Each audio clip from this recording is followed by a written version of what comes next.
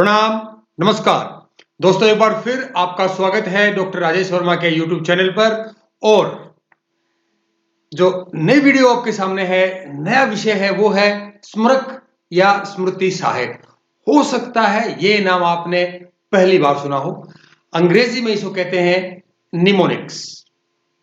यानी कि इसका जो करेक्ट इक्विवेलेंट हिंदी मीनिंग है, एग्जैक्ट हिंदी मीनिंग मुझे नहीं मिल पाया, फिर भी जो मुझे कोशिश की है मैंने, स्मरक इसको आप कह सकते हो, या जो स्मृति में, मेमोरी में जो आपकी मदद करता है, उसको हम निमोनिक्स कह सकते हैं या स्मृति सहायक कह सकते हैं। अब आपके सामने स्टेटमेंट लिखी मैंने, पंडित बद्री प्रसाद हर हर बोले। आशा है कि आपने 10वीं क्लास में मैथमेटिक्स सबने पढ़ा होगा। जब आपने मैथमेटिक्स पढ़ा था तो उसमें ट्रिग्नोमेट्री का एक फंक्शन आते हैं, साइन थीटा, कोस थीटा और टेन थीटा। तो आपके टीचर ने पता नहीं ये पढ़ाया नहीं पढ़ा, हमारे टीचर ने हमें ये बताया था कि साइन थीटा क्या है, कोस थीटा क्या है और टेन थीटा क्या होता है। अब उन्होंने बताया भी साइन थीटा होता है परपेंडिकुलर बटे हाइपोटेन्यूज, बेस बटे हाइपोटेन्यूज, परपेंडिकुलर बटा बेस, ये बताया उन्होंने। अब उन्होंने कहा कि चलो याद करो इसको। हमने बड़ा याद किया, वो रटा, कोशिश की, और उन्हें सर ने हमसे पूछा कि भाई आया समझ में? हमने कहा समझ में तो आ गया सर, लेकिन ये प्रॉब्लम हो रही, कभी परपेंडिकुलर उसके ऊपर, कभी बेस उसके नीचे, ये समस्या। तो उन्होंने कहा चलो मैं तुमको एक मंत्र देता हूं। उन्होंने कहा कि एक सेंटेंस याद रखना आप, पंडित बद्री प्रसाद हर हर बोले। हमने कहा सर इसका मतलब? तो उन्होंने हमें इस प्रकार से बोर्ड पर लिख के दिखाया कि पंडित बद्री प्रसाद हर हर बोले। और उसने कहा कि देखो शुरुआत में sine theta, first one sine theta, then cos theta, then tangent या कि टेन थीटा। हमारा खुशी का ठिकाना नहीं रहा। तो वो जो टीचर थे, और आज भी आपके टीचर साहब को इस तरह की चीजें आपको बताते हैं जो आपकी स्मृति में आपके सहायक होते हैं, they help you in your memory. तो उन्होंने हमें ये टेक्निक दी, गुरु मंत्र दे दिया। तो आज तक मुझे ये सेंटेंस याद है और मुझे बिल्कुल पता है कि साइन थीटा क्या होता है, दूसरे कैसे हम तीनों निकाल सकते हैं, इसमें आगे भी जो है इसका डेरिवेशन आप कर सकते हो। तो ये जो चीजें आपको बताई जाती है ना, या ये अपने आप स्वयं से आप जो बनाते हो, इन्हीं को निमोनिक्स कहते हैं। आशा आपको फर्स्ट इंट्रोडक्टरी स्लाइड में काफी कुछ समझ में आ गया होगा। अब अर्थ देखो आप, भाई अंग्रेजी का शब्द है तो आपके सिलेबस में भी अंग्रेजी में लिखा हुआ है, तो मुझे भी शुरू में लगाया कि इसको मैं निमोनिक्स बोलूं या क्या बोलूं इसको। फिर हालांकि मुझे पता था इस चीज का कि निमोनिक्स को बोला जाता, फिर भी मैंने गूगल के जो मैं इसको डाला, उसका प्रोनाउंसिएशन मैंने करेक्ट प्रोनाउंसिएशन का जाना, उसको बोलते हैं निमोनिक्स। निमोनिक्स अर्थात जो ट्रांसक्रिप्शन भी आपकी देखो दे रखी है यहाँ पर, ये ट्रांसक्रिप्शन आपकी, इसका उच्चारण होता है निमोनिक्स। और बाकी आपकी कल्चरल सेटिंग है, आपकी लैंग्वेज है, लोकल डायलेक्ट है, उसके हिसाब से आप, कोई इसको निमोनिक्स कहता है, कोई निमोनिक्स कहता है, कुछ भी, लेकिन एम इसमें साइलेंट रहेगा, ये बात इसमें पक्की है। आपको बड़ा अंदाजा खुशी हो रही होगी आपको कि भाई देखो जो दो फोटो मैंने यहाँ हाथों के लगाए हैं, वो बिल्कुल आप जानते हैं वो क्या करते हैं इस काम के लिए। चलो बिल्कुल उस पर थोड़ी सी चर्चा करेंगे। अब इसका साहित्यिक अर्थ क्या होता है, पहला बताया हमने आपको उच्चारण। अब इसका लिटरेरी मीनिंग, स्मृति में सुधार और सहायता के लिए प्रणाली का विकास और अध्ययन, आपकी मेमोरी में कुछ इंप्रूवमेंट हो, और मेमोरी की सहायता के लिए, आपकी स्मृति की सहायता के लिए कुछ सिस्टम्स बनाए जाते हैं, कुछ डिवाइसेस बनाए जाते हैं, जिनको विकसित किया जाता है और फिर उनका अध्ययन किया जाता है। इसका साहित्यिक अर्थ ये होता है। अब हम मनोविज्ञान की दृष्टि से अर्थ तो जरूर जानना चाहेंगे, क्योंकि हम मनोविज्ञान के विद्यार्थी हैं। क्योंकि जब तक आप मनोविज्ञान की दृष्टि से अर्थ नहीं समझोगे तो इस अवधारणा को आप समझ नहीं पाओगे, जैसे मेरे साथ हुआ था। तो मनोविज्ञान की दृष्टि से जो निमोनिक्स को क्या कहा जाता है, एक ऐसी टेक्निक, याद रखें मनोविज्ञान एज ए साइंस इसको एक टेक्निक मानता है जो सूचना यानी इंफॉर्मेशन के अवधारण और प्रत्यावहन में सहायक होती है। ये देखो, ये बात नहीं कहता कि आपकी मेमोरी में सहायक है, कुछ नहीं, ये कहता है कि आपका जो सूचना को रिटेन करना है, इंफॉर्मेशन को आपके कॉग्निटिव डोमेन में, और उसको जब रिकॉल करना, उसमें आपका ये मदद करते हैं ये चीजें, तो उनको हम निमोनिक्स कहते हैं। बिल्कुल।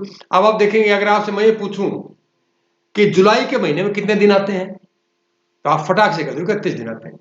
फिर कहेंगे अगस्त के महीने में, तब भी कहोगे सर 31 आते हैं। मैं कहूंगा भाई हर महीने अल्टरनेटिव महीने में 30-31 आते हैं। जैसे जनवरी में 30 हो गए, फरवरी में चलो 28-29 हो गए, मार्च में 31, अप्रैल में 30, मई में 31, जून में 30, जुलाई में 31, अगस्त में भी 30 आने चाहिए। आपको नहीं सर, तो मैं कहूंगा भाई क्यों? तो आप बताओगे सर देखो, आपको याद करने का अच्छा तरीका बताते हैं आपको, जो आपके नकल से ना ये इन पे पड़ी, जो ऊपर उठा हुआ है 31 ज्यादा होता है ना, 31 है, जनवरी, फरवरी, मार्च, अप्रैल, मई, जून, जुलाई ये आ गया, और अगस्त भी यहीं से आ गया। दोनों में 31-31 होते हैं लगातार महीनों। तो ये कंफ्यूजन ना हो। तो आपको ये ना बचपन में सिखाया और सभी को सिखाते हैं। और कमाल की बात है कि अक्रॉस द वर्ल्ड, पूरी दुनिया में ये टेक्निक सिखाई जाती है। इससे अच्छा कोई निमोनिक्स नहीं है आपके कैलेंडर मंथ्स को, उसमें कितने दिन होते हैं उसको याद करने का। भाई हम तो प्रणाम करते हैं उसको, बहुत धन्यवाद है जिस व्यक्ति ने सबसे पहले इसकी खोज की, मैं नहीं जानता उसको। तो ये क्या चीज, यही है निमोनिक्स। आशा किया ना अर्थ आपको समझ में आ गया होगा। परिभाषा हम थोड़ी सी और उसकी एक बार देख लेते हैं। जैसे पहले बता दिया हमने, मनोविज्ञान इसको तकनीक मानता है। तो रॉबर्ट सोल्सो साहब ने जो 2006 में कॉग्निटिव साइकोलॉजी की पुस्तक प्रिंट की थी, पब्लिश की थी, उसमें ये सोल्सो साहब ये कहते हैं कि एक तकनीक होती है, क्योंकि वो खुद मनोवैज्ञानिक है। एक तकनीक होती है जैसे कि एक अनुप्रास या प्रतिबिंब। अनुप्रास समझते हैं ना, राइम, जैसे कविता गाते हैं ना, है ना, पानी दानी नानी, ये राइम होते हैं, जिसमें किसी सूचना की भंडारण अवधि को बढ़ाने और उसे याद रखने के लिए पहले से ज्ञात साचारों का उपयोग किया जाता है। अब इसमें तो बहुत ज्यादा टेक्निकल परिभाषा नहीं है, बड़ी आसान सी है कि राइम, उनके आपको जोड़ लो आप, या प्रतिबिंब, या कोई मतलब इमेजेस, ठीक है। तो उनको क्या करेंगे हम, जो नई इंफॉर्मेशन आएगी ना, उसके कितनी देर तक हम मस्तिष्क में स्टोर कर सकते हैं, उसकी अवधि बढ़ाने के लिए, उसको याद रखने के लिए जो पहले से एसोसिएशन होती हैं, पहले से जो चीजें हमें ज्ञात होती हैं, उनके साथ को जोड़ दिया जाता है। तो उसी को हम निमोनिक्स कहते हैं। फॉर एग्जाम्पल आप याद रखेंगे कि क कबूतर, ख खरगोश, ग गाय, है ना। अब आपको ये पता है कैसे कबूतर बनेगा, कैसे खरगोश और कैसे गाय बनेगी, आपको ये आप जानते हैं, अच्छे से जानते हैं, ठीक है। तो आपने क्या किया है, आपको बच्चों को पढ़ाने के लिए हम ये टेक्निक का यूज करते हैं। हमने क्या किया, पहले से आपको पहले से ज्ञात है, बच्चों को दिखाया गया कि कबूतर होता है और कबूतर की शुरुआत कैसे होती है, ठीक है। तो ये आपको याद हो गया, या बच्चों को याद होगा, आपको भी आज तक ये याद होगा, ठीक है। तो ये एक मतलब हमें जो पहले से क ख बच्चों को पहले से आता था, अब उसको हमने कबूतर से जोड़ दिया, तो निमोनिक्स हो गया, है ना। तो यही बात सोल्सो साहब कहते हैं। एक परिभाषा और देखिए इसकी, निमोनिक्स एक ऐसी तकनीक होती है, क्योंकि भाई हम तो मनोविज्ञान के छात्र हैं तो हम इसको तकनीकी मानेंगे, तो सारी परिभाषा में इसको तकनीक लिखा होगा। एक ऐसी तकनीक होती है जो मूल सूचना को पहले से ज्ञात बाहरी या आंतरिक युक्तियों के साथ संधिबद्ध करके सीखी हुई सामग्री और उसके अवधारण के लिए प्रयोग की जाती है। वही बात है, उसको थोड़ा इधर घुमा के कह दिया गया है। मतलब जो हमें सूचना पहले तो सीख रखी है, एक और दूसरी सूचना हमारे पास आने वाली है, ठीक है। अब हम क्या करेंगे, उस सूचना को आपस में उनको संधिबद्ध कर देंगे, एसोसिएट कर देंगे। और एसोसिएट किस लिए करते हैं, ताकि वो इंफॉर्मेशन है ना, जो आने वाली इंफॉर्मेशन है, वो हमें अच्छे तरह से लंबी समय तक के लिए परमानेंटली याद हो जाएगी। उसका हम इस्तेमाल कैसे करते हैं, उनका कुछ युक्तियां इस्तेमाल करते हैं, कुछ डिवाइसेस इस्तेमाल करते हैं, जैसे संकेत, कुछ इमेजेस, कुछ ध्वनियां इत्यादि। तो ये दो कुछ परिभाषाएं थी मुख्य रूप से, जो निमोनिक्स को हमें समझा पाने में सफल हो पाती हैं। अब आप देख लेते हैं कि परिचय, ये फोटो बड़े मजेदार, आप देखो इसको, फोटो को, अगर आप मनोविज्ञान के छात्र हो तो फ्राइड को आप जरूर जानते होंगे। अब देखिए किसी ने बहुत बढ़िया ये इमेज बनाई, इंटरनेट से लिए मैंने, उसने ये कहते हैं कि आप चार जो हमारे लोब होते हैं ना, चार पाली होती है ब्रेन की, उनको कैसे याद रखा जाए। कई बार हमारे स्टूडेंट्स के साथ ऐसा होता है कि वो जनरली ना कभी एक पाली को भूल गए, कभी फ्रंटल लोब, कभी पैरेटल, टेम्पोरल, ऑक्सीपिटल, किसी को भूले रहते हैं। अब उसको याद करना कितना बढ़िया निमोनिक्स उन्होंने बनाया, देखो, the four lobes of the brain, Freud tore his pants off. Hindi में इसको कहें क्या करेंगे, जो फ्रायड थे उसने अपनी पैंट फाड़ दी। अब इसको तो निमोनिक्स नहीं बनेगा, लेकिन अगर आप अंग्रेजी वाला सेंटेंस याद रखें, Freud tore his pants off, तो जो पहले जो शब्द हैं इसके, जो एक एक वर्ड्स हैं, उनके पहले लेटर ले लो। Freud, F for frontal lobe, टोर, T for temporal lobe, pants, P for parietal lobe, of for occipital lobe. है ना कमाल की बात। इस तरह से हम चीजों को याद रखते हैं। अब थोड़ा परिचय तो जान ली इसको, तो ठीक है। स्मरक, विस्मरणीय सूचना, जो सूचना को भूल सकते हैं को याद करने योग्य बनाने की एक शानदार तकनीक होती है। यानी कि फॉरगेटेबल इंफॉर्मेशन को मेमोराइज करने के लिए बहुत बढ़िया टेक्निक होते हैं। वो सीखी गई सूचना का प्रत्यावन आसान बनाते हैं, बिल्कुल आप रिकॉल बड़ा आसानी से कर सकते हो। इन तकनीकों को कभी कभी आंतरिक युक्तियों के रूप में भी जाना जाता है, इंटरनल डिवाइसेस के रूप में जाना जाता है, जो मानसिक रूप से उनका उपयोग करते हैं, जो जटिल से जटिल सूचना को सटीकता के साथ और सही क्रम में संग्रहित करने और याद करने में मदद करते हैं। ये है इसका कमाल। आप सूचनाओं को याद तो कर सकते हो, इंफॉर्मेशन को याद कर सकते हो, लेकिन एक क्रम में उसको अगर याद करना पड़े तो वो हमें थोड़ी कठिनाई उसमें होती है। और ये न्यूमोनिक्स है, आपको उस इंफॉर्मेशन को क्रम में याद करने में हमारी बहुत मदद करते हैं। निमोनिक्स व्यवस्थित प्रक्रियाएं होती हैं जो सूचना को प्रभावी ढंग से कूट संकेतन करती हैं, जिससे उसके प्रत्यावर्तन में मदद मिलती है। मतलब ये निमोनिक्स है, इनकोडिंग इसमें काफी कुछ फायदा हो जाता है हमारे को इनकोडिंग में। अब स्मरक भी भाई कई प्रकार के होते हैं, ठीक है, कुछ इनके प्रकार में यहाँ देख लेते हैं आपके सामने। ये देखो आप, सबसे पहले वाक्य स्मरक, सेंटेंस निमोनिक्स, जो वर्तनी में होने वाली त्रुटियों को रोकने में मदद करते हैं। अर्थात जब आप लिखते हो ना, कई बार हमारी स्पेलिंग मिस्टेक हो जाती है, उन स्पेलिंग मिस्टेक्स को रोकने के लिए हम इस टाइप के निमोनिक्स यानी कि वाक्य स्मरक, सेंटेंस निमोनिक्स का हम प्रयोग करते हैं। दूसरे देखो आप, परिवर्णी शब्द स्मरक, ये शब्द मैंने जानबूझ कर लिखा परिवर्णी। एक्रोनिम्स निमोनिक्स, एक्रोनिम जानते होगे ना, हम बताएंगे, आप सामने लिखा हुआ है, जो सूचना को क्रम याद रखने में मदद करते हैं। अब जैसे मैं आपसे ये पूछूं कि इंद्रधनुष में कितने रंग होते हैं, आप सब कहेंगे 7, लेकिन उनका क्रम बताओ भाई, एक तरफ से क्रम बताए। अब वो थोड़ा हमारे लिए मुश्किल हो जाता है। उसके लिए बहुत बढ़िया एक निमोनिक्स बना हुआ, विप ग्योर, आपके सामने रहा है। विप का मतलब वायलेट, सबसे पहले violet, indigo, blue, yellow, orange और लास्ट में रेड। सबसे ऊपर रेड मिलेगा, सबसे नीचे वायलेट मिलेगा। तो विप गोर आप याद कर लो आप, तो क्या होगा, आप उसके जो इंद्रधनुष है उसके 7 रंगों के नाम के साथ साथ 7 रंगों का क्रम भी आप याद कर सकते हो, और इसी को परिवर्णी शब्द कहते हैं या एक्रोनिम्स कहा जाता है। तीसरे प्रकार के देखो आप, संगीतिक स्मरक, म्यूजिकल निमोनिक्स। ये क्या करते हैं, ये लर्निंग को बड़ा आसान बनाते हैं। बहुत सारी रिसर्च भी हुई है, स्टडीज भी हुई है, वो सारे अध्ययन ये बताते हैं कि आप जब लर्निंग करते हैं कोई चीज को, जब आप उसको अधिगम करते हैं, तो अगर उनको हम संगीत के निमोनिक्स के साथ जोड़ दें तो वो लर्निंग आपकी बहुत बेहतर होती है और लंबे समय तक रहती है, यूं कह ली आजीवन तक रहती है। क्योंकि जब जब वो संगीत आपके कानों में पड़ेगा, तब तक वो उस जो सीखी हुई जो सूचना है उसके तारों को झनकार कर देगा। क्योंकि संगीत आपको पता है आपके संवेगों, आपके हृदय तक जाता है, तो क्या करेगा वो, इतना इंपॉर्टेंट है आपका संगीतिक स्मरक। ठीक है, अब देखें चौथा प्रकार का, मॉडल स्मरक। मॉडल मतलब क्या होते हैं, जैसे कोई ग्राफ आपने देख लिया, फॉरगेटिंग का कर्व मैंने आपको दिखाया था, आपके दिमाग में होगा। अब फॉरगेटिंग जैसे याद आएगी, वो कर्व आपको ना एथेली टाइप का कर्व, ऐसे मुड़ी हुई कोने टाइप कर्व दिखाई देगा आपको। ग्राफ हो गया, चार्ट बने हुए होते हैं, आरेख डिजाइन यानी डायग्राम्स, संज्ञानात्मक नक्शे, कोग्निटिव मैप होते हैं। कोग्निटिव मैप का एग्जांपल आपको बताता हूं, अभी आप बताओ, सारे बैठे हैं, जो खास करके आप अपने कॉलेज का रास्ता आप किसी को बताएंगे, तो इससे पहले कि आप दूसरे को बताएं, मान लीजिए आपसे कोई पूछे आपके कॉलेज का, आपके स्कूल का या आपके घर का, कोई मुझे रास्ता बताएं, तो सबसे पहले आप क्या करेंगे, उस रास्ते का आप अपने मस्तिष्क में एक मैप बना लेते हैं, तुरंत बन जाता है। यहाँ से ऐसे निकलेंगे, ऐसे निकलेंगे, वहां पहुंचना, पेड़ आएगा, वहां टी पॉइंट आएगा, ऐसे आपको समझाए, आपको मैप आप पहले से तैयार कर लेते हैं। तो इसी प्रकार से निमोनिक्स भी होते हैं जिनको मॉडल निमोनिक्स बोला जाता है, जो कि हमारी मेमोरी के लिए बहुत ही महत्वपूर्ण होते हैं और बहुत सहायक होते हैं।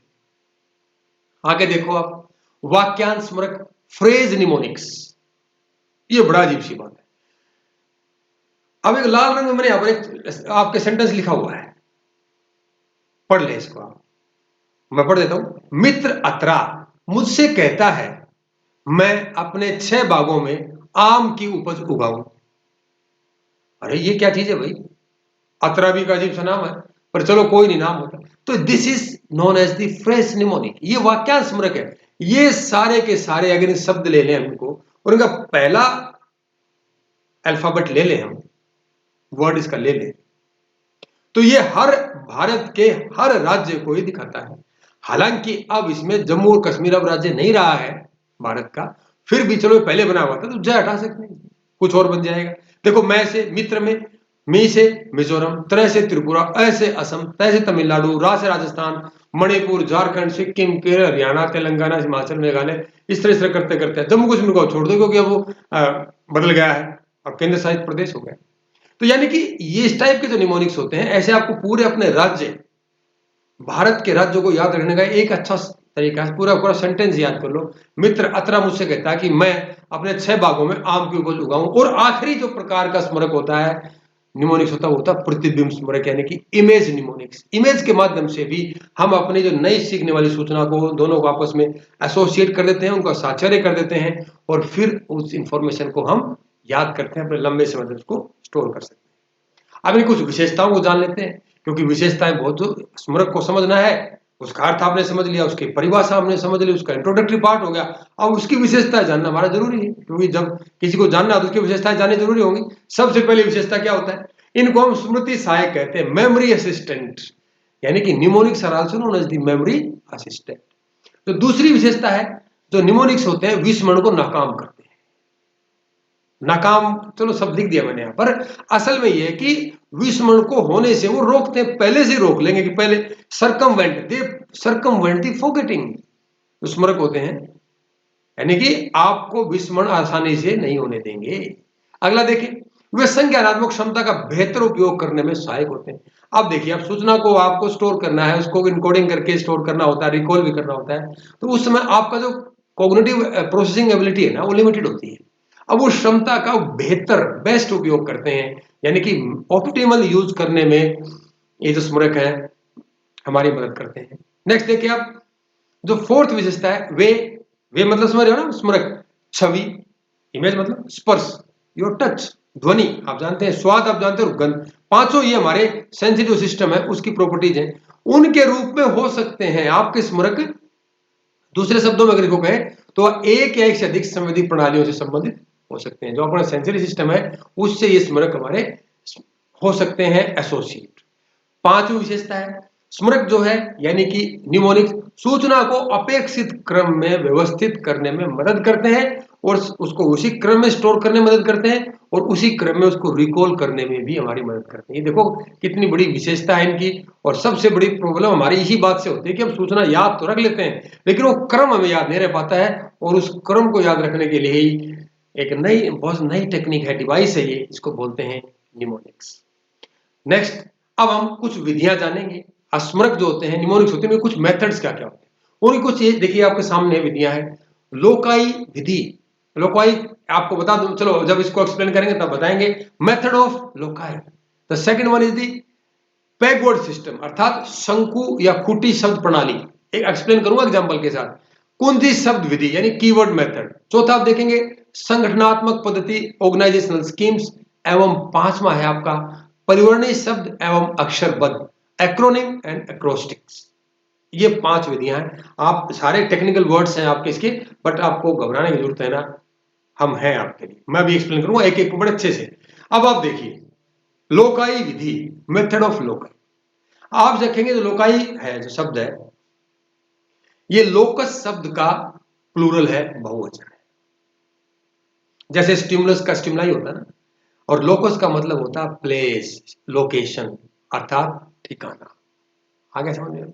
तो मेथड ऑफ लोकाई, लोकाई जो है इस दी प्लूरल ऑफ लोकस, यानी कि लोकस का बहुवचन है। आप इसको समझना होगा अच्छे से, ये शब्द का मीनिंग आप समझ जाएंगे। और लोकस का मतलब होता है प्लेस या ठिकाना। इस पद्धति में याद की जाने वाली सामग्री को, यानी कि लोकाई विधि में याद की जाने वाली सामग्री को परिचित स्थानों या स्थलों पर रखे जाने की कल्पना की जाती है। अब क्या करते हैं इसमें, इसको मैं आप पढ़ लेना, पढ़ तो आप समझ सकते हो, आपके सामने ये एक स्मृति में एक काल्पनिक, एक आप घर बना लीजिए, कोठी या एक महल बना लीजिए बहुत बड़ा काल्पनिक रूप से, ठीक है, बन गया बिल्कुल।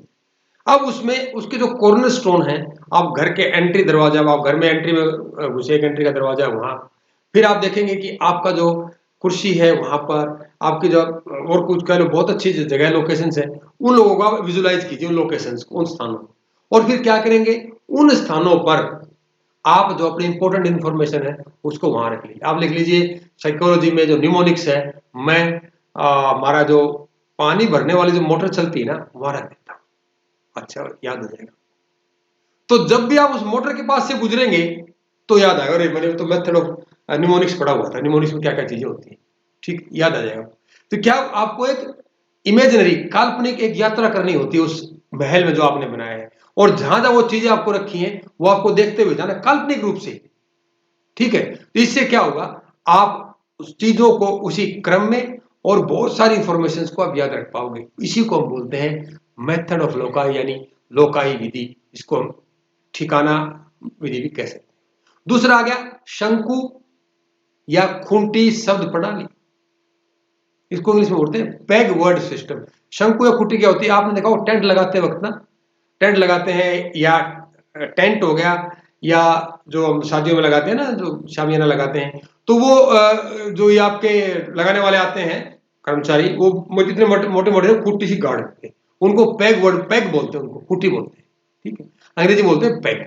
अब इसी प्रकार से खूटी शब्द प्रणाली होती है। इस प्रणाली में क्या होता है, नए शब्द या नई अवधारणाएं जो हमें सीखनी होती हैं पहले से ज्ञात शब्दों की सूची के साथ जोड़ी जाती है। कुछ चीजें आपको पहले से पता होता है तो नई चीजों को उनके साथ हम जोड़ देते हैं, और फिर क्या होगा, जो चीज पहले से तो आपको पता ही है और उनके साथ नई चीज जोड़ दी तो उनको याद करना बड़ा आसान हो जाता है। एग्जाम्पल लेके बताऊंगा आपको इसमें। शंकु शब्द प्रणाली में पहले से ज्ञात सूचना जैसे संख्या या वर्णमाला को सीखे जाने वाली सूचना के साथ अनुक्रमित किया जाता है, उसको सीक्वेंसली ऑर्डर में उनके साथ जोड़ा जाता है। उदाहरण के लिए आप देखो, अब राइम वर्ड बनाइए आप इसमें, एक अनेक, दो मोह, तीन दीनहीन, चार आहार आदि आदि, पांच आंच, छह छाछ, सात बाग। इस तरह से ना क्या राइम वर्ड बना सकते हैं, एक अनेक, दो माह, तीन दिन और चार आहार। ठीक है, ऐसे आपने क्या किया, एक दो तीन आपको पहले से आते हैं और इनके साथ आपने क्या किया, ये राइम वर्ड्स उसके आपने बना। ठीक, इतना आप काम कर सकते हो। अब इनको काम इतना आपने करने के बाद आप क्या करेंगे, अब आप यहां देखेंगे कि आपके सामने भारतीय वैज्ञानिकों के चित्र लगे हुए हैं। पहले चित्र में महान वैज्ञानिक पीसी रे, दूसरे में रामानुजन साहब, तीसरे में सीवी रमन साहब। झंडे गाड़ दिए साइंस के इन लोगों ने। अब इनका नाम याद रखना है, नाम याद हो जाएगा फोटो के साथ, इनके डेट ईयर याद रखने वो हो जाएंगे। लेकिन प्रॉब्लम तब आएगी कि ये याद रखना कि जन्म के अनुसार पहले किसका जन्म हुआ, बाद में किसका। ये तो तीन हिमालय, जैसे आपको 20 भारतीय वैज्ञानिकों के नाम याद करने पड़े तो क्या करोगे आप, तो हमें कंफ्यूजन हो जाता है। उससे बचने के लिए निमोनिक्स की जो टेक्निक है, जो पैग वर्ड सिस्टम, जो कुट्टी वाला जो सिस्टम है वो काम आएगा। अब याद रखो आप, जैसे कि मैंने आपको बताया, एक अनेक, दो मोह, तीन दीन यहीन। ठीक है, अब देखिए ऐसे कर सकते हैं हम। पीसी रे ने अनेक महत्वपूर्ण प्रयोग किए। अब यहां पर अनेक शब्द है ना, एक अनेक, यानी कि पहले इन तीनों में सबसे पहले जन्म उनका हुआ। पीसी रे ने अनेक महत्वपूर्ण किए। अब दूसरा आ जाएगा, अब दूसरा सेंटेंस आप देख सकते हैं, वो है एस रामानुजन को किसी से मोह नहीं था। दो मोह यानी 2 नंबर पे उनका बर्थ ईयर है। और तीसरा देखिए आप, एग्जांपल है, सीवी रमन को दीनहीनों से बहुत प्रेम था। दीन 3 यानी कि तीसरे नंबर पे इनका डेट ऑफ ईयर है, ईयर ऑफ बर्थ है। समझ में आ गया आपको। फिर क्या करना होता है, आप जो हमारे पहले की सूचना हमारे पास है उसके साथ राइम वर्ड्स बना लीजिए आप। ठीक है, वो क्या होगा, आपका जो राइम वर्ड्स आप बनाओगे वो आपके पैग वर्ड हो जाएंगे, शंकु शब्द हो जाएंगे। फिर उनके साथ एक सेंटेंस आप बनाते चले जाइए और आपको पता है एक दो तीन, एक अनेक, दो मोह, तीन दिन, ऐसे ऐसे ऐसे आप करते चले जाएंगे। और इस तरह से आप सूचना को याद रख पाने में और क्रम में याद रख पाने में संभव हो पाएगा आपके लिए, और आप सक्सेसफुल हो जाएंगे। यही हमें चाहिए। आगे चलते हैं। लो भाई, कीबोर्ड आ गया।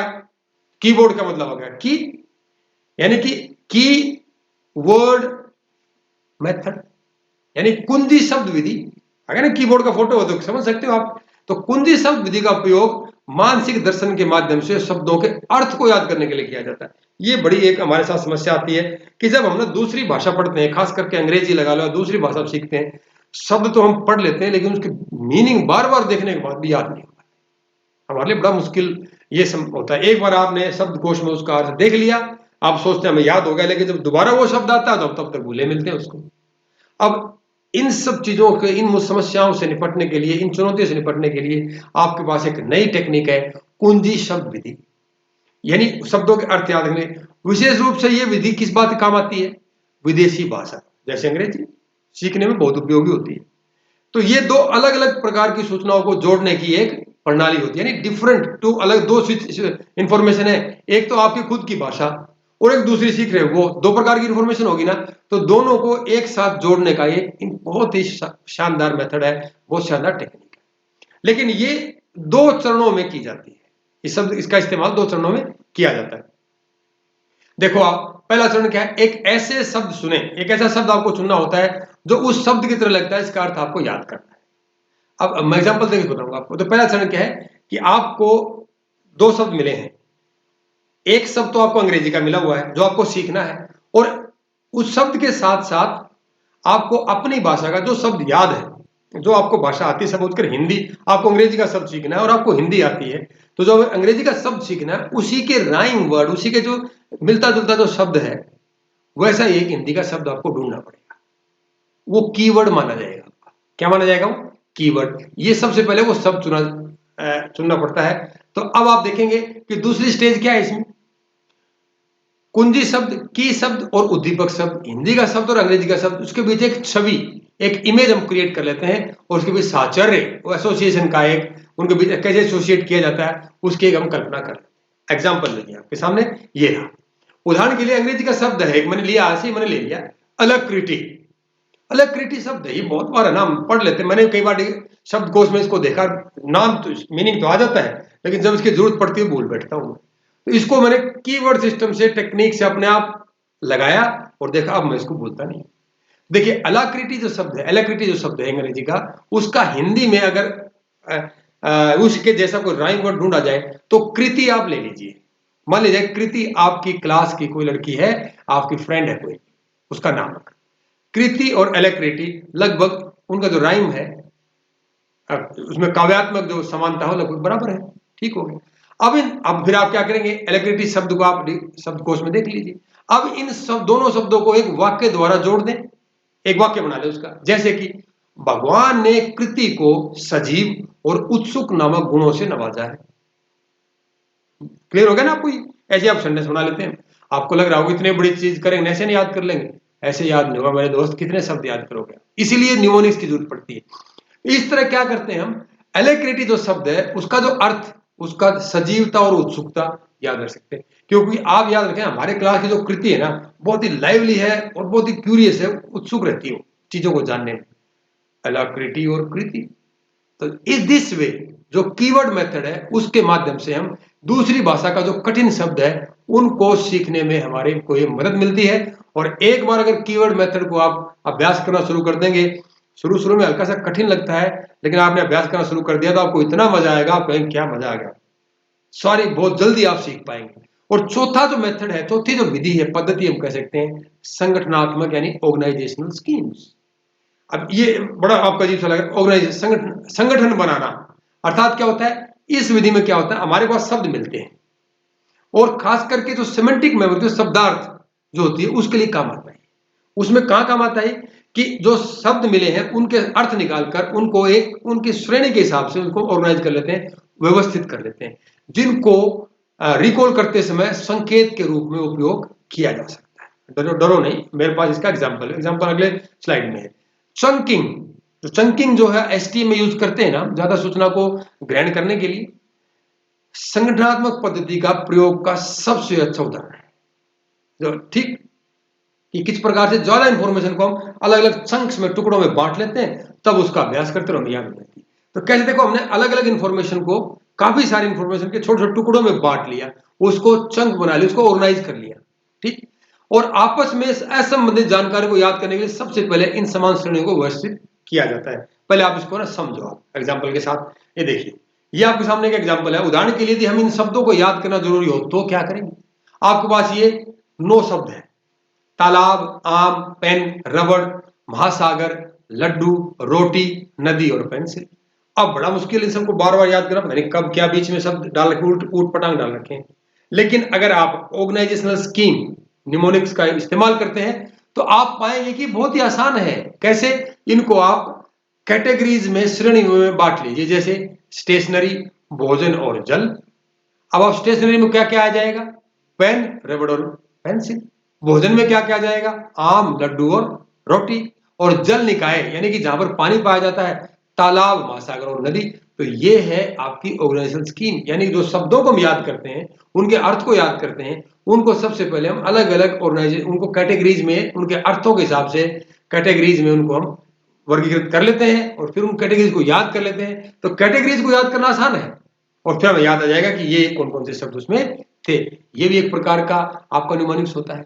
एक और देखें न्यूमोनिक्स, परिवर्णी शब्द एवं अक्षरबद्ध। ये बड़ी कमाल की चीज है जो हम लोग हमेशा इस्तेमाल करते हैं, एक्रोनिम एंड एक्रोस्टिक।